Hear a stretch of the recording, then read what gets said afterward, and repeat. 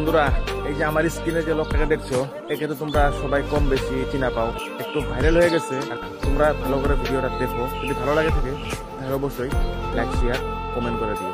শারীরিকভাবে সম্পর্ক করে এবং সম্পর্ক করে তাকে মিসইউজ করা হয় এবং তার পরিবারকে ভয় দেখানো হচ্ছে। তো সেই মেয়েটির বাড়ির লোকের কমপ্লেন উপর বেস করে একটি স্পেসিফিক কেস রিজু করা হয়েছে রেজিনগর থানায়, এবং যেটা পক্সো অ্যাক্টে রিজু হয়েছে এবং চাইল্ড ম্যারেজ প্রোহিবিশন অ্যাক্টের মধ্যে দেওয়া আছে।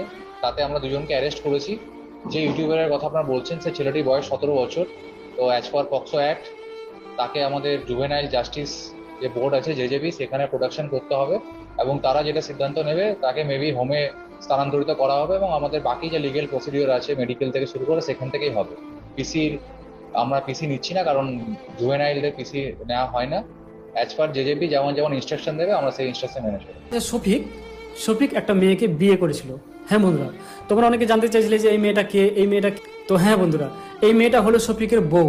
আসলে শফিক বিয়ে করেছিল এই মেয়েটাকে। সেই মেয়েটা বাড়ি হচ্ছে